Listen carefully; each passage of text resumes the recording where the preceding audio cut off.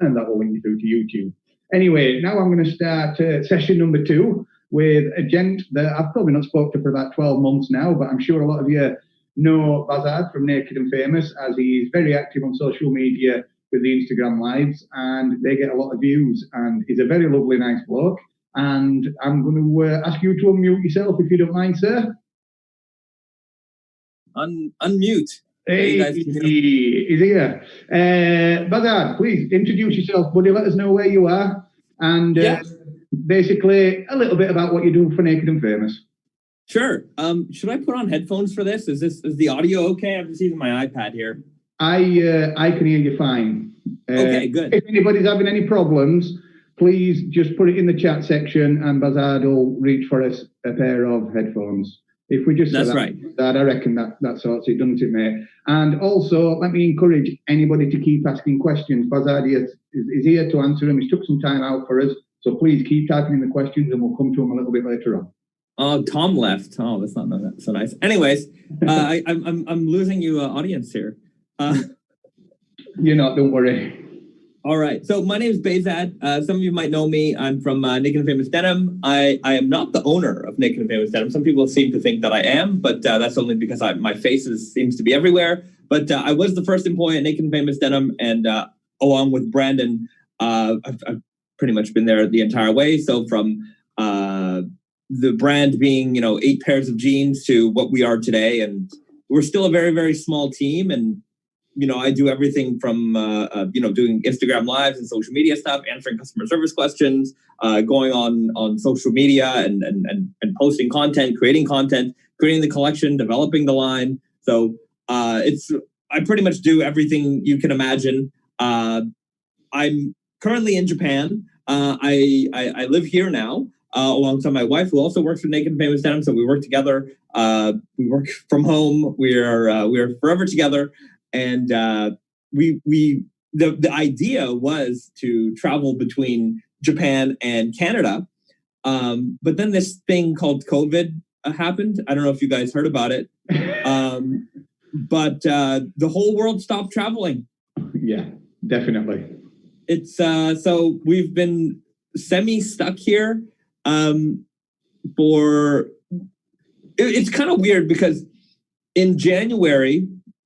We went back to Canada to do the trade show tour. So we went from Japan to Montreal to Paris to New York, back to Montreal. Then we went to Vegas, Montreal. I don't know if we went anywhere else. I can't remember. But and then back to Japan right at the end of February. And then 2 weeks later, the whole world shut down. So we were supposed to be going back and forth every couple of weeks. But yeah, so we've basically been very good remote workers, and we've been kind of managing the business that way, which has kind of been interesting. To be fair, Canada, I think, has done a semi-decent job.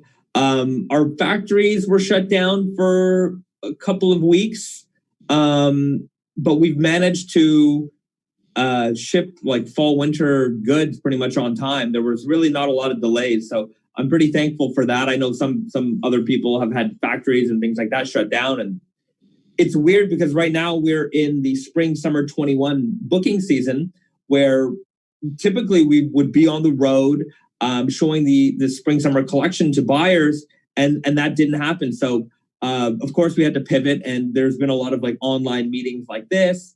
Just through email and video and just a lot of back and forth. But I mean, the retail world is going to be a weird place for 18 months, I think, because right now, as we're booking spring summer 21, I know that there's we had our samples ready on time, but I know a lot of brands that are planning on showing in September and October for spring summer 21. But the reality is, a lot of buyers, their budget is used up, or they're being very cautious with their budget. So you're going to see, in my opinion, I think you're going to see a lack of product out there for a little while.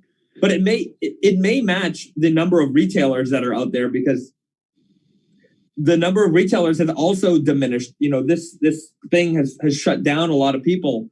Some people have closed. Some people are maybe they didn't close, but they just closed their physical store and going to focus on online. So it's a weird reshuffling of retail right now. And I'm going to come back to this because I've got a question about this. But what I just wanted to ask first, just so everybody knows, just to take it back just a couple of minutes. I know that you're based in Canada. For anybody else who don't know that, Naked and Famous are based in Canada. They've got a store in New York. Yep. So, what was the traveling to Japan? Is that fabric based? No. I mean, my wife is from here, and we decided to just relocate just to be closer to family, that kind of thing. But at the same time, this was also going to be used as an opportunity to grow the Asia market. We have a lot of we've got a semi-decent business out here.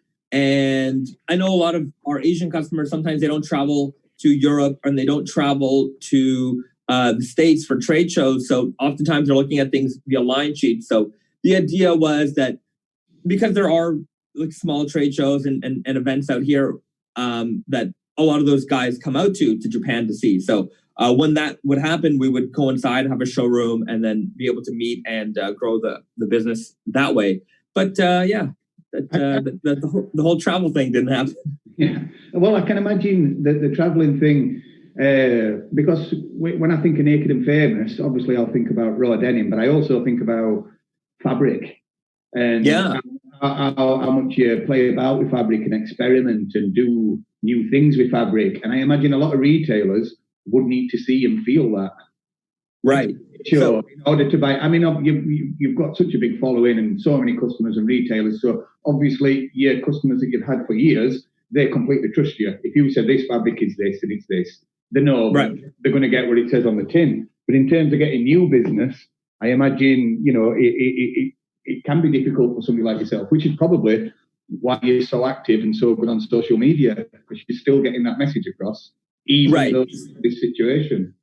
Yeah, I mean, even before this situation happened, we were good about making a video highlighting the entire collection. So we always sent that to customers.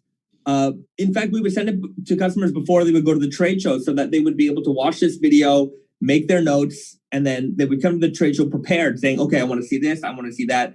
So I think we were already in a pretty good position, kind of already used to selling the way that we're selling right now.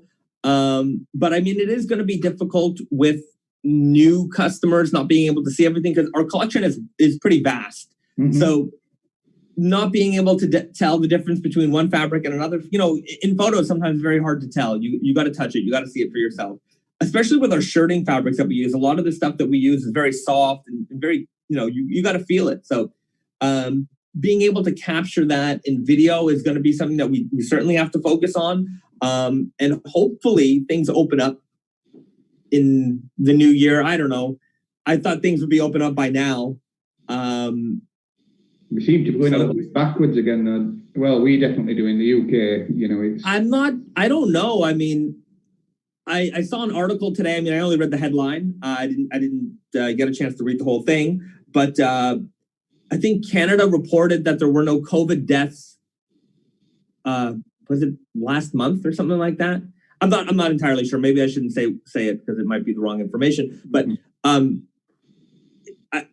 feel like some places have it under control better than others. Obviously, everyone kind of needs to be on the same page, or they need to just keep some certain travel restrictions in place. But yeah, I really thought that we would. I didn't think that by September we would still be in this position. I thought maybe it would be a couple of months and then we'd be out of it and things would have to start to come back to normal. But it's a weird place right now. So if we have to do another round of these kind of online, trade shows and things like that, I think we'll be okay. But I do think that it's harder for us to find new customers. And I think new customers, it'll be harder for them to pick up new brands. So maybe they'll be doubling down on the brands that they carry. But we'll see. I mean, we have a pretty good social media presence. I think a lot of people ask retailers for us. So that kind of helps nudge people into that direction. I always say that as a salesperson, when I approach a store, and I'm sure you can attest to this, when somebody approaches you, it's not the same as when a customer who walks into your store says, "Hey, do you guys have this brand? Oh, I really like this brand." And then you start to hear that more and more. It makes, as a retailer, it makes you understand that there's a demand for this. So maybe I should be seeking this out, right? I can buy this with confidence, knowing that there's something behind it, rather than taking the risk on something that maybe I see that I like, but are my customers going to understand it? It's not only that, your price points are really fair. So you get a quality product and you get a really fair price point. So I suppose now you've just said that, moving forward, because people are a little bit more cautious with the budgets, and people will also be thinking about what the consumer can afford to spend. I can see there's a good opportunity.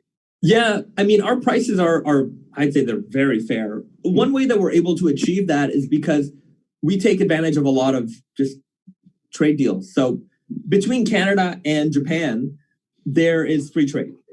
So that's under the TPP. But even before that, Canada and Japan, when we were importing denim, we weren't paying any duties on that because there's currently no textile industry for denim in Canada to protect. So when we were able to bring that fabric in, because there was nothing to, I guess, disrupt, that was coming in duty free. So because that was coming in duty free, we didn't have to build that cost into the price of the product. That saves people a lot of money. If you're thinking like 12 to 18% on duty, which is really, it's just fluff, it's nothing. When it comes down to the retail price, that sometimes can add up a significant amount of dollars. And then because we make everything in Canada, when we ship to the States under NAFTA and now under the USMCA, we're shipping things into the US market duty free.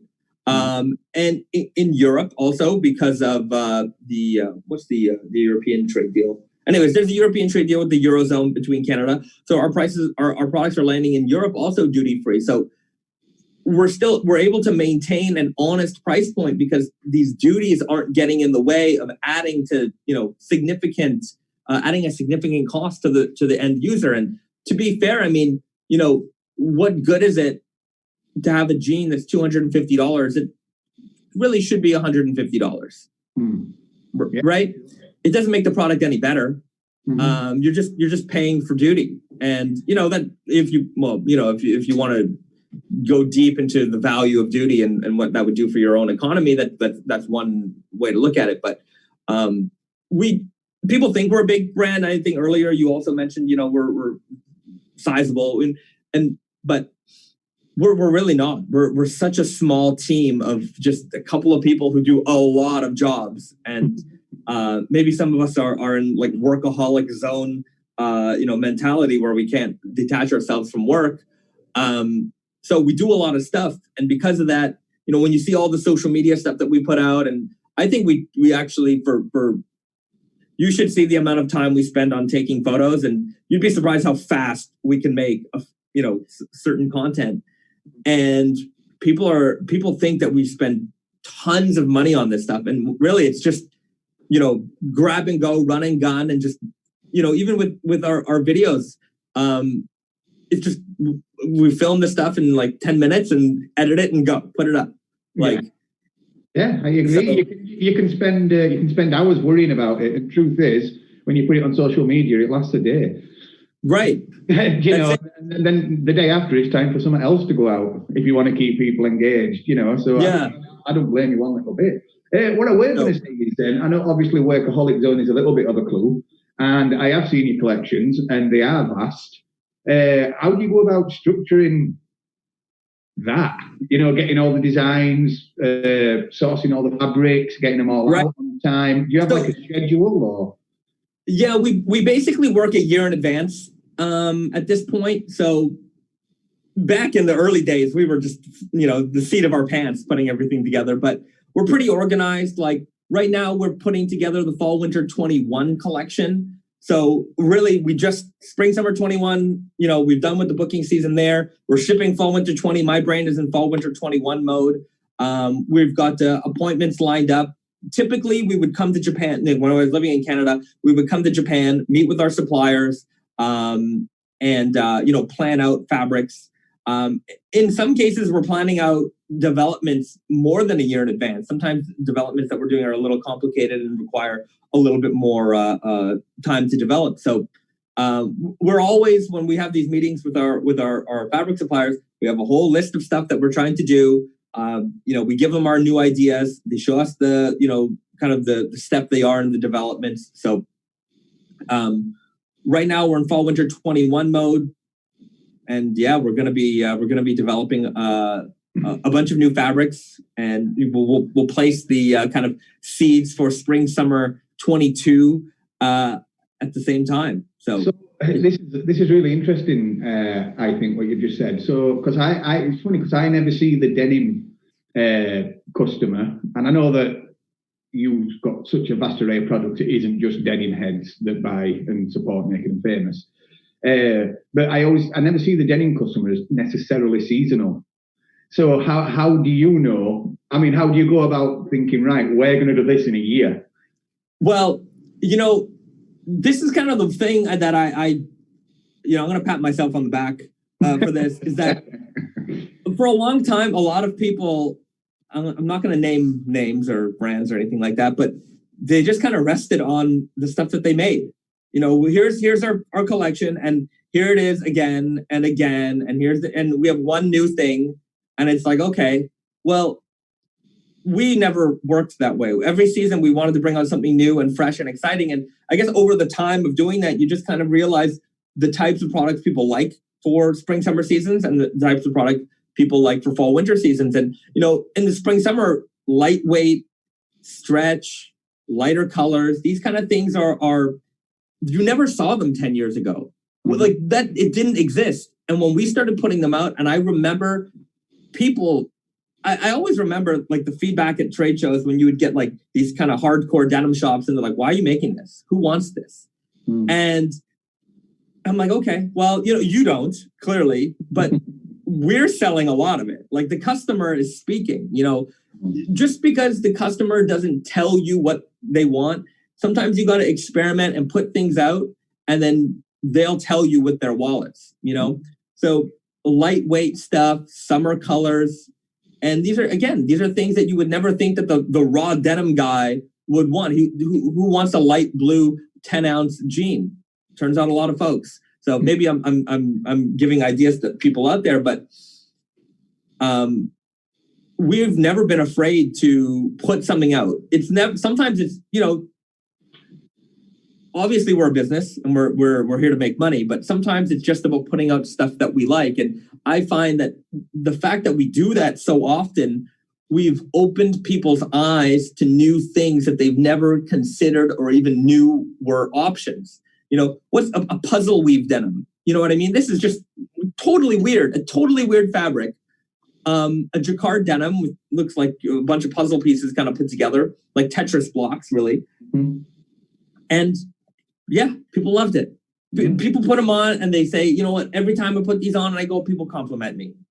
And even my wife, her dad wears them. And, he's an older guy and he looks great. He looks great wearing them. So I don't think the average raw denim customer is sitting in his bedroom or home or wherever and thinking, what would be really cool? Something really weird, because these ideas never came to them before. So I think that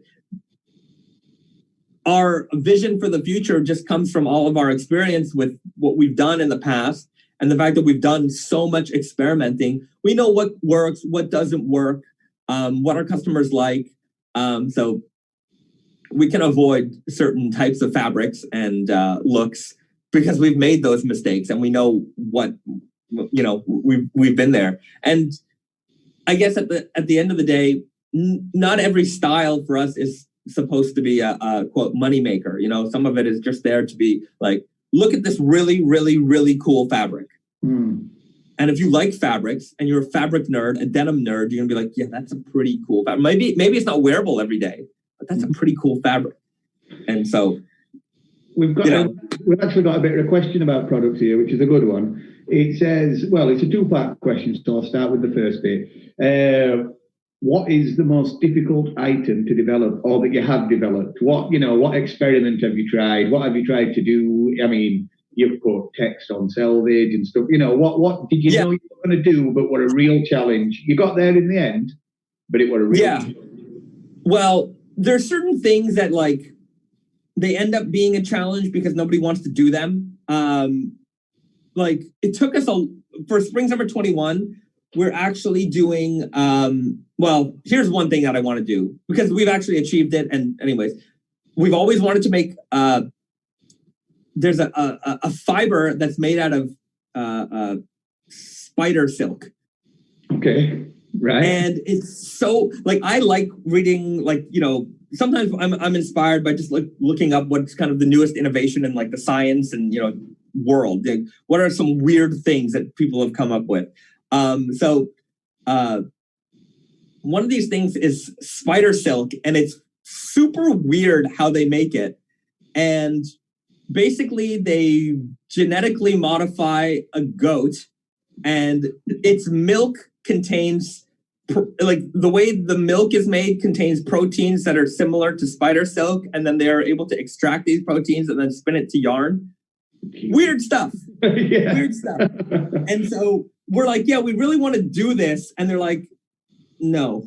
Like, because for them, I get it. Look, we're going to order however many pieces we order. It's not going to be super profitable for them. I mean, it's going to be so expensive at some point that it's just there to be a weird thing that we do. And I think eventually we will achieve that goal. But another one that we wanted to do for a long time was milk fiber. So a fiber made out of actual cow milk. So that we actually just achieved, and that's coming up for spring summer 21. So that took a long time. But other weird innovations, like one of the most recent difficult ones was the Lord of Nep, King of Slub, Emperor of Slub kind of series of fabric. So we wanted to make the neppiest denim in the world and the slubbiest denim in the world. And one thing a lot of people don't realize is no matter how much innovation you want to do, sometimes you're just limited by the raw materials available, right?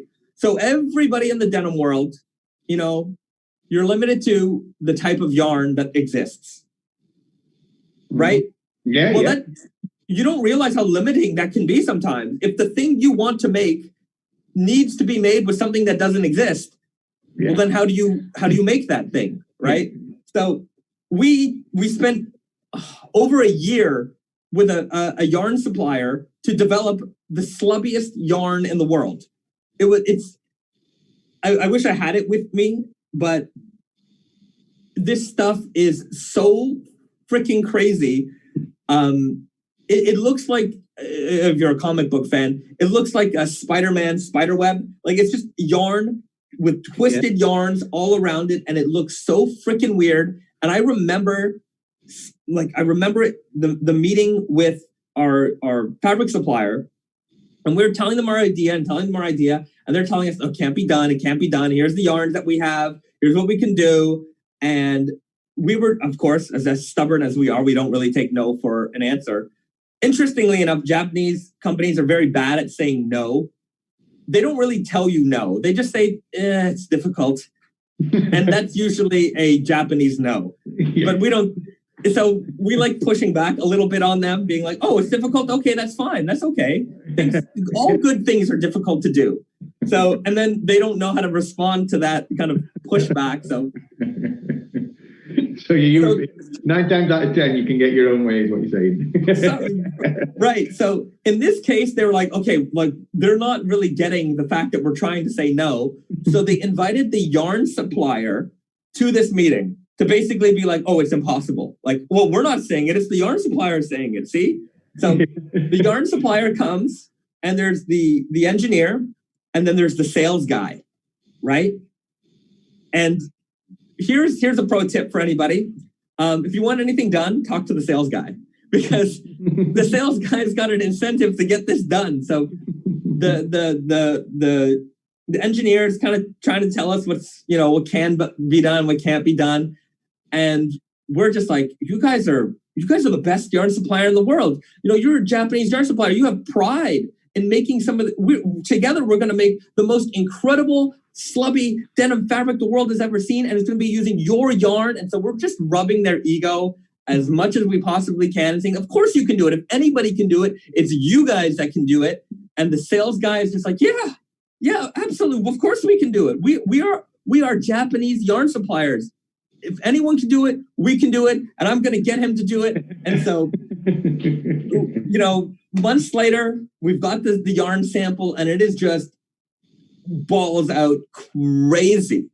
And so, we were able to make the King of Slub, and then the follow up is the Emperor of Slub. And in that same meeting, we developed the Lord of Nep, which was the neppiest denim. If anybody's ever seen that, if you look at a typical kind of Nep yarn, or a Nep denim, you see these little tiny flakes here and there. No, the Lord of Nep looks like a snowstorm, like a blizzard on your jeans, and it's just we just took it to the extreme. So with anything, whether it's the neppiest denim or the slubbiest denim or the heaviest denim in the world, which we are presently making right now, a 40-ounce denim of fabric in hand. It is being sewn presently. So I don't know if, I'm sure some of the viewers here are aware of the Indigo Invitational that's going on. Yeah, and, we've got Brian here somewhere. Is he? Hello, Brian. Say hello, Brian. Hey, Brian. How's it going? So for the Indigo Invitational, we've got our store manager, Garrett, who's the Wizard of 32-ounce denim on Instagram. If you've ever seen some really, really beautiful 32-ounce denim fades, you've seen the Wizard of 32-ounce denim. He's probably had the most famous pair of 32 ounces in the world. And so we're making him a pair of 40-ounce denim for the competition. And so we're going for all the gold is what I'm saying. So you're saying there's going to be a 40-ounce denim in the Invitational this year. There will be a 40-ounce. Wow. Okay. It's going to be its own category. You're going to get a lot of attention on that as well. No doubt. Yeah. So about that. I like to say we're going to break a lot of hearts with that one, if you know what I mean. And kneecaps. Yeah. So it's what you're sewing it with, a pickaxe. Well, we actually had to get a brand new machine that is specifically calibrated and designed to sew through this fabric. When we were doing the 32 ounce, it was such hell to sew through, especially certain points where you've just got these felt seams and these really, really, really thick parts. Sometimes it's about an inch thick that you're trying to sew through. And regular sewing machines were never designed to sew through fabric like this. Our new machine, no problem, sews through it like butter. You can stack up the layers. It is the monster of sewing machines. And it's a single needle. And every operation on this jean has to be done on this one machine. Unlike, a typical denim production where you've got multiple machines doing different operations. So each pair is basically going to be made by hand, one at a time.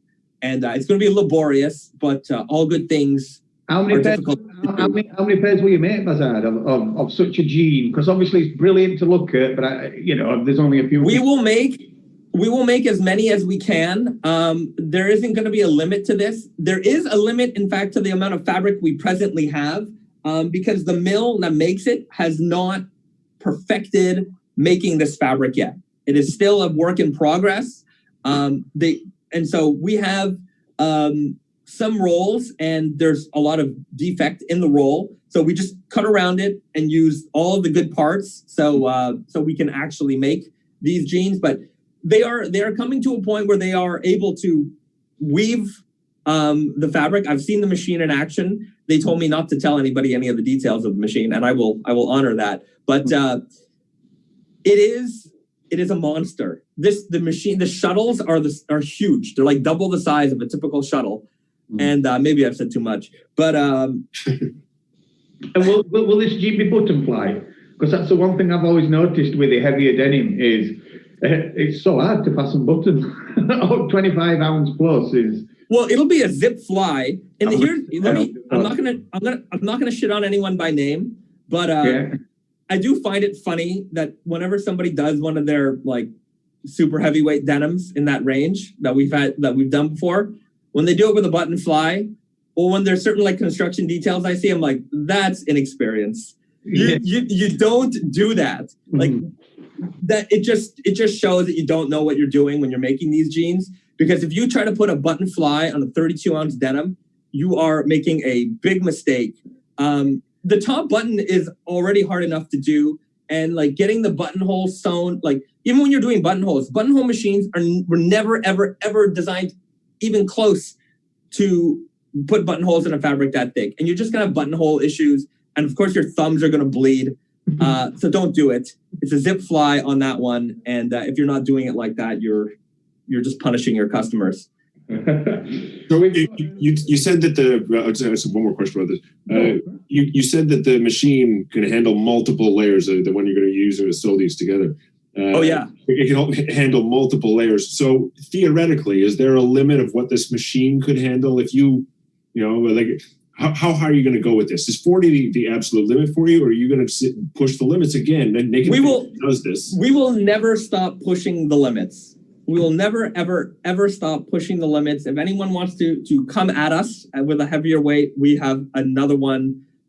Let's put it to you this way. When the 32 ounce came out, I was already asking for 40 ounce. We were already at the position where, we wouldn't allow anyone to take that throne from us. And even brands that have made heavier, incrementally. There was once that one jean that was like a 38 ounce sample that was at a trade show that some people saw. And I know the guy who made the jeans, and I've confirmed that they are actually a 38 ounce denim, but it was not woven the same way as a typical denim would be. And beyond that, it was never an actual production piece. So, there's one thing to make a concept piece, but there's another thing to actually make production and put that out into the market. And when that 38 ounce denim hit the market, but didn't hit the market, but when it was announced and it was shown, I would see it on blogs and people talking about it. We wrote an email to the president of the mill, and we were like, look, guys, somebody else is trying to take your throne, and you can't let that happen. The heaviest denim in the world must be made in Japan. You guys invented heavyweight denim. And we played at their heartstrings, and we played at their national pride. And we were like, look, we are serious. We need to push the limits. We will order as much fabric as necessary, whatever your minimums are. We will do it. We want to have the crown, and we want to make sure that everyone knows that Japanese denim is the best denim in the world, and that the heavyweight kings are from Japan. The Japanese mills are the kings of heavyweight denim. And that's the bottom line. So anyways, that email I think really spurred it, and here we are. We're very close to having that jean ready, and we will have them on the market probably for pre-order before the end of the year. So it's coming, and the limit is the sky, and we will never stop pushing the limits of anything. Are you bringing a ringer in to wear a ringer in the competition? Like you like a 40 ounce denim that's you've got 365 days to work with in the invitational there. Well, we've got Garrett made some very big claims about how it's going to do on the podium this year. So Are you bringing some kind of ringer in? There's no ringer. There's our standard guys. Garrett, the wizard of 32 ounce denim. He's coming in to take on the challenge of the 40 ounce. He's got the best 32 ounce fades in the world. He's going to have the best 40 ounce fades in the world. He's going to have the best heavyweight denim fades in the world, hands down. Yeah, I'm excited. So am I.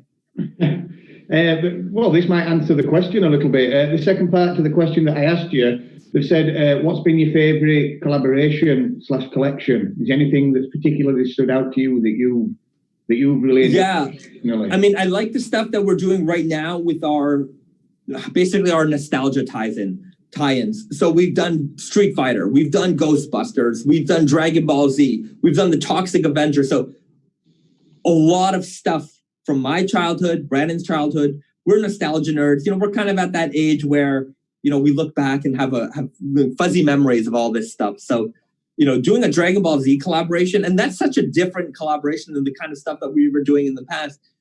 Making a fabric, it's not, and that's the thing. It's like when we do these, these tie-ins with these iconic properties, we're not just slapping a logo on a jean. We developed from scratch fabrics that, really encompass the personas of the characters from these franchises. So if you're a Goku fan, no fabric could ever speak better to Goku than the fabric we made for Goku from Dragon Ball Z. Now, of course, you can have a T-shirt with Goku on it. That's great. That's fine. I have some. But really making a denim that speaks to the property, or the Ghostbusters collaboration where we did ectoplasm glow-in-the-dark selvage IDs. Like, that's cool, man. If you're a Ghostbusters fan, and there are so many Ghostbusters fans out there that I didn't actually quite realize how strong the Ghostbusters fandom was until we released that product. You know, it is huge. It is huge. And I mean, I grew up with Ghostbusters. I love them, but I just didn't quite realize that fandom. And when we released it, it was very, very successful. Even the chain stitch embroidery jacket that we made, those flew fast. And that was an $880 jacket. And yeah, so my favorite thing to do right now are these tie-ins, because for me, I get to relive all of my nostalgic feelings for properties and combine them with the thing that I love, which is denim. We have a Batman collaboration coming up this holiday, so that's going to be very, very special. And then we've got Rick and Morty, which isn't so nostalgic, but I just happen to love Rick and Morty. So we've got Rick and Morty coming for Spring Summer 21. So licensing issues with it, you know, Batman collaborations and Ghostbusters collaborations. You know, do you ever get a phone call from Universal Works? Well, we work directly with them. So right. we work with the Batman team. We work with the Rick and Morty team. So everything that we do is kosher. It's on the level. It's not just us, you know, being inspired by them. In fact, Ghostbusters called us. They saw that what we did with Street Fighter, and they said, that's fantastic. We would really love for you guys to do something with Ghostbusters. So we did. So I think we're kind of on the radar of certain brands. And, you know, I think that's, you know, it's kind of exciting to be at the point where you're being recognized by people that you looked up to, you know? I mean, yeah. Ghostbusters, what a fantastic, you know, collaboration that we did. Dan Aykroyd has one of our jackets, you know, the creator of Ghostbusters. That's really cool. You need to do a Christmas special. It needs to be Home Alone. Right. We did a jean called the Christmaka jean a couple of years ago, where we did a Hanukkah Christmas collaboration jean. But how would a Home Alone jean be? And this is the fun thing that I do on our Instagram lives, because some people are like, you should do this and you should do that. And we kind of fantasy book our future collaborations. What would a Home Alone jean be? Yeah, is it going to have straps built in? It did have to have. You'd have to do something to salvage. You'd have to call it Buzz Salvage after his brother. Buzz Salvage. Yeah, you know, I don't know. Something to do with macaroni and cheese. I don't know. It'd be brilliant. It's got to have some kind of booby traps. I don't know. How would we, have hidden compartments, double pockets and whatnot. So cheese pizza. Somebody else has just asked a good question. They basically said, have you ever had any pushback? Because obviously you experiment with some wording on selvage, and sometimes it's swear words. Have you ever had any pushback regards that, or does it just seem, for what it is, a bit of fun, a bit different? Pushback.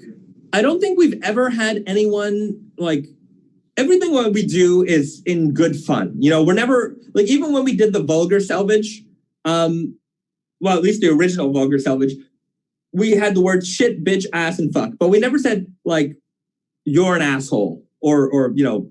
But to be fair, we did another jean with a brand called Raised by Wolves, and their kind of tagline is fuck off. So we did make a version of that jean that said fuck off. But again, I think that the way that we do it is kind of fun. You know, we're not poking at any particular, you know, obviously we don't want to disparage anybody. So, you know, we're very careful as to not do that type of thing because obviously that's not what you want to do. So in terms of pushback, here's just a funny story. We made a jean called the vegan selvage because and it was an organic cotton, organic, natural indigo organic dye, vegan leather patch. So it was very, you know, eco-friendly, vegan-friendly jean. And on the pocket flasher, because it seemed to, you know, it still kind of feels like it is, but we wrote, you know, all these characteristics of the fabric, organic cotton, natural indigo, vegan leather patch. We also wrote gluten-free, just because it was funny. So we had one person message us and they were like, oh my God, I can't believe that I've been poisoning my child for years. They've been wearing jeans, they have celiac, and you've been making these, now I see you have gluten-free jeans. This is wonderful. And we're like, this is a joke. Like, don't eat the jeans and you will be fine. So it's not so much pushback, but I do find that was kind of a funny story. And then the person was like, oh, okay, sorry. Like, I get it. Because, I remember I saw a sign once and somebody wrote gluten-free haircuts. And I'm like, yeah, like technically it's true. So that was kind of funny. But no, there's never been any pushback. I would say the only pushback we've ever gotten was from like the hardcore denim guys whenever we would do like a light blue color or like a stretch denim. They're like, that's not really raw. And I'm like, yes, it is. I mean, my favorite comeback to that is, or like, that's not really raw denim if it has stretch. And then I'm like, okay, well, what if it has hemp in it? Or what if it has wool in it? Or what if it has like, another fiber in it? Is that still raw denim? Like, where do you draw the line in terms of what is and what isn't raw denim? Does it have to be a left-hand twill or right-hand twill denim? What about a broken twill denim? What about other alternative weave denims? Denim isn't denim itself is not a defined term, really. There's so many variations on what denim is. So, okay, answer me that question and then tell me what is and isn't denim. Well, denim's the world's fabric, isn't it, really? So it's, sure. Everybody likes their own versions of it. Right. It's very easy to take it too seriously, isn't it? No question about it. Some people take it really seriously, and I'm just like, lighten up, man. If you don't like something in our collection, there's 50 other jeans that we make. So there's something there for you. And we try to cater to as many audiences as we can, and as many little niches as we can. Even if we made 300 pairs of something, it's okay with me. We'll make 300 people happy. Yeah. Another question's coming from my friend Dave at Japanolog. This is a little bit different. He's just put, hey up, Bazad, hope you're well. Any other brands that you're into that you almost, like look up to or are otherwise impressed by, besides yourself, of course? If you asked me that question 10 years ago, I would have like names, brands to offer you. But these days, I mean, the only other brand that I buy a couple of brands here and there, but like in the denim realm, the only thing that I like is Capital. And the reason for that is because it's stuff that we don't make, and it's just the work. I mean, like they're really into like this hippie kind of style. And I really like that. And like these worked over garments with like, fun embellishments and embroideries and treatments. So if you really, really like vintage style and you really like that 60s, 70s kind of hippie look, then Capital is certainly a brand for you. Some people wear it differently. I tend to like some of the hippie dippy stuff that they make. Some people like to wear it very heritage style, and they do that as well. So the brand that I like out of anything is Capital. But other raw, no, not really. I mean, I don't look up to them the way I may have 10 years ago. I think I'm gonna say something controversial, but I think a lot of them sit on their hands. And I'm often here. I'm going to say again another controversial thing, but every time I see these interviews with some of them, and they talk about their history, and it's like, I used to work here, or I did this, and it was like, it reminds me of Mugatu from Zoolander. It's like, I invented the piano key necktie, and it's like, yeah, you did something 20 or 30 years ago, like, and now it's 2020, and you're still doing the same thing, like. You got to keep up with times, man. And yeah, that's kind of why I've really like, I just don't see it anymore. I'm like, okay, like in the amount of time that we went from nothing to where we are, like in so many ways, I feel just going to be braggadocious, but in so many ways, I feel that we've surpassed the type of stuff that they do. And they should never have let that happen. Like, if I was on top for making a certain type of fabric, I would never let anyone beat me. Never. Let alone these little denim nerds from Canada who have to go all the way to my country to do it. You're already there. You should have been doing it a long time ago. We should have never had a chance. But we've established such a following, and in many ways a bigger following. They should have never let that happen.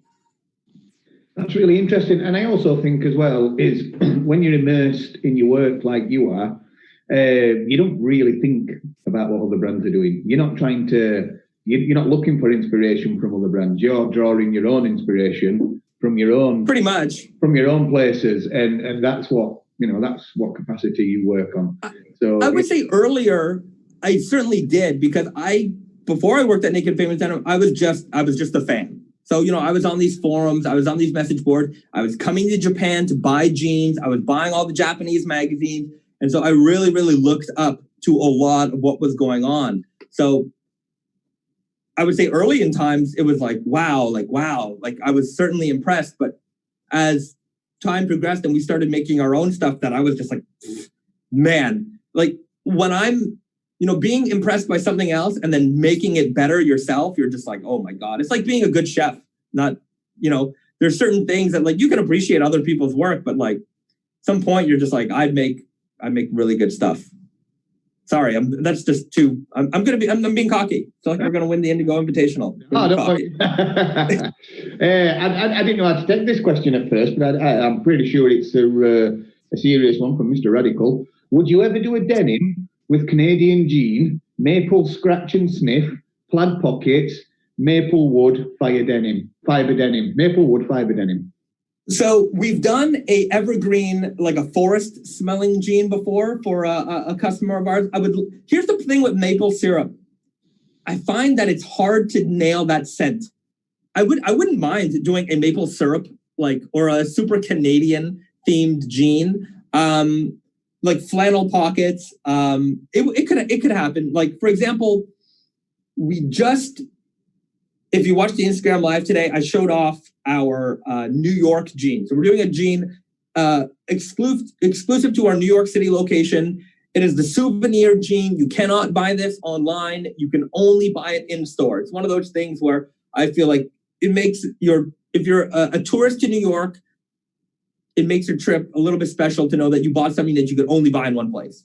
We get so many tourists that come to our New York store and our Montreal store, and I always wanted the idea of having a souvenir. So we've got the New York souvenir item. And I certainly, now that we have that kind of being finalized and it'll soon be in stores, I want to have a Montreal version of that as well. And so we'll have a Canadian version of a souvenir jean that you can only get at our Tati and Yoko Montreal location. That's a really good idea. It'd be even more interesting to see how many people travel specifically for that jean.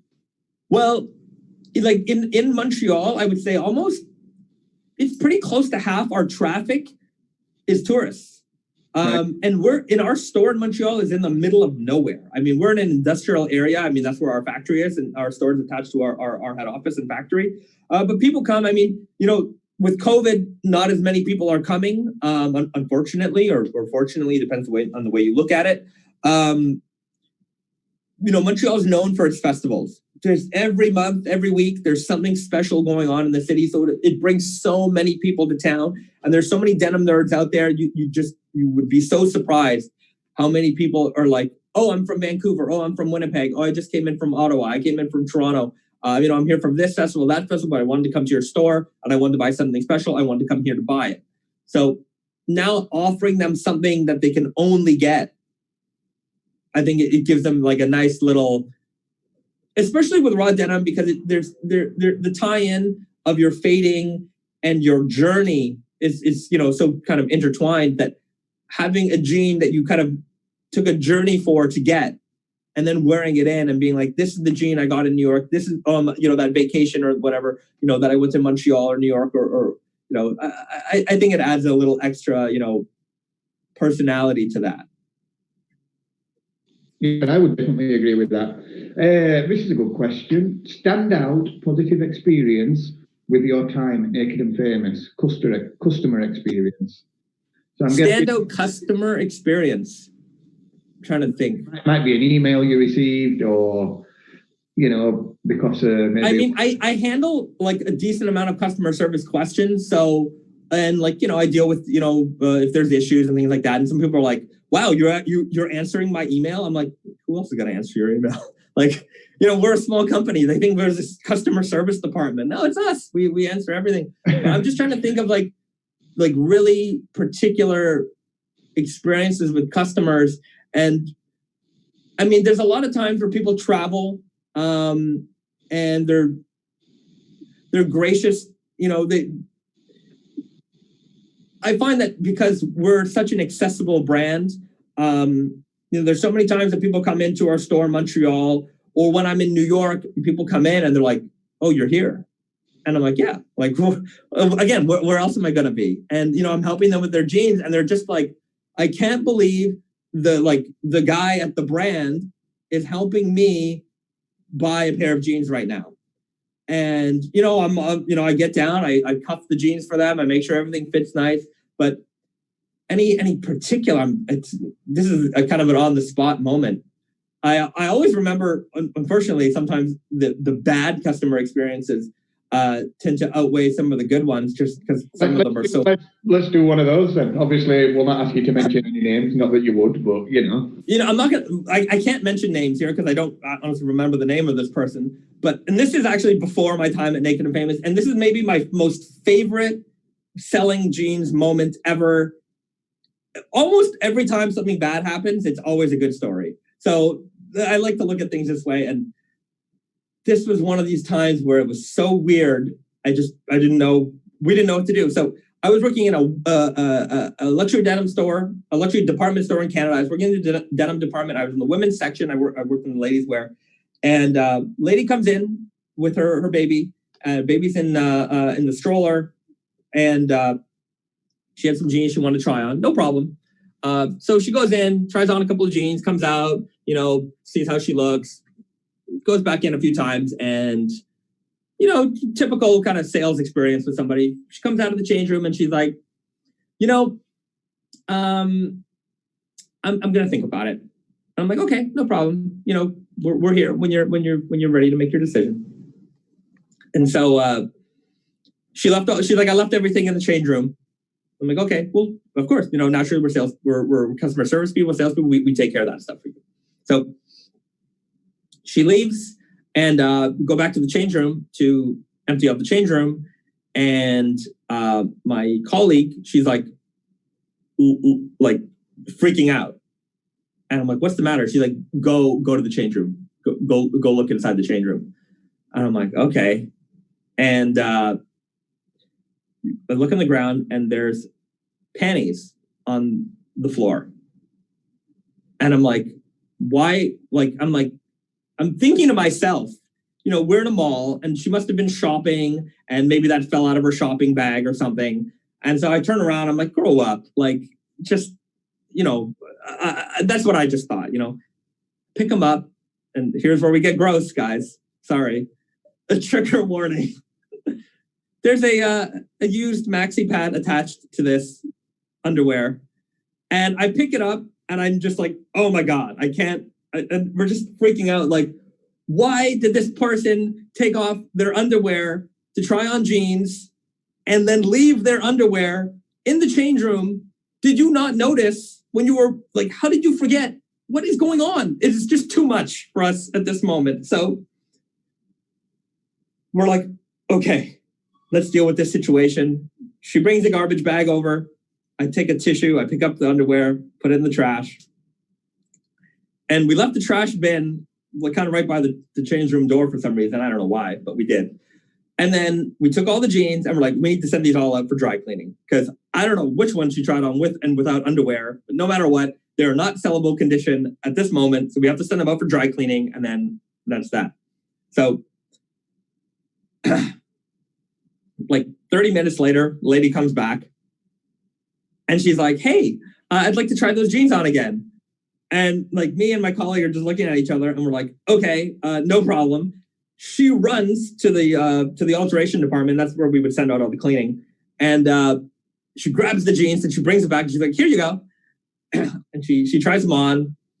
And her baby is now a free-range baby for some reason. And is just crawling around. And as she comes out of the change room trying on the jeans, he knocks over the garbage can with this lady's soiled underwear in them. And we're just like, oh my God, the underwear is going to be here. And then she's like trying on stuff. She's going to know that we know she's not wearing underwear. And so we're just trying to cover that up. I don't think she noticed. And we're like, oh no, baby, don't go in the garbage, dirty. And we're just like, shoving all the garbage back in. She goes back in the change room. Maybe she didn't notice. She comes out of the change room and she's ready. She's like, okay, I'm going to take these jeans. I'm like, okay, wonderful. And at checkout, she's being checked out by my colleague. She says to her, did you happen to find a pair of underwear in the change room? And she's just like, nope, nothing. We didn't see nothing. As to not embarrass her. And that was a weird story that I'm never going to forget. And now I just remember another story that involves a lady's tit popping out. But I'm gonna leave it at that. Oh dear. We do the life of retail. You find yourself in some. The life of retail. You deal with a lot of weird things sometimes. Yeah, it almost makes you think. I wonder if the lady actually did it intentionally, or like it was some sort of. I don't know. Oh, okay. Here's definitely an intentional one that I got when I was working in menswear, and this is one of the things that people don't realize is that like salespeople get harassed sometimes, and this was one of them. Dude walks in, and I was working in Diesel at the time, so I was in the Diesel department. And Diesel, I don't know if you don't know about their jeans, they have their sizing labels on the inside waistband of the jean. Right. So it's very clear. And so he comes in, he's like, hi, I really like the fit of these jeans and I want to buy a couple of pairs. What do you have available in this fit? And I'm like, okay, I have this, and this. And I show him the washes. He's like, okay, I'd like to try them all. And he's like, what size do I need? And I'm like, I don't know. He's like, can you check? And I'm like, okay. And it wasn't uncommon for like that to happen. Being in the Diesel department, some people, you just kind of nudge your waist open and then you'd see the little tag. But this guy's jeans were a little big on him and he was not wearing underwear. And he knew he wasn't wearing underwear. And he made me pull his fucking pants open so that I could take a nice look inside to see. And I'm like, you motherfucker. Like, it's just one of those situations when you're stuck in this, like, you did that on purpose, man. Yeah. So, and being the store that we're at, we have to be professional about it. And I don't know what you do in a situation like that. But to be fair, man, now I'm thinking of another creeper story. Anyways, I'm not going to tell too many creeper stories. But dude, he goes into the change room, and maybe I should have even realized it for a second. He wasn't wearing any fucking underwear, so I don't know why I gave him the jeans. But again, it was one of those situations. What am I going to say? Hey, you're not wearing underwear. You can't wear the jeans. He's going to complain, and just it's one of those service weird issues. What happened was, I handed him 3 pairs of jeans. He came out of the change room in like 2 seconds. And he's like, I'll take them all. And then he throws his credit card at me. And it's like one of those black American Express metal cards. So this guy's just a bajillionaire. And he's just like a bajillionaire prick motherfucker. And I'm like, oh, here's your $1,000 sale. I'll take it. Well, it's been. Are you sticking around for the next few minutes, Bazard? Because we're going to move over to the Asian denim hang. To be fair, I don't know how good his promotional skills are to the guys on the other side of the pond. So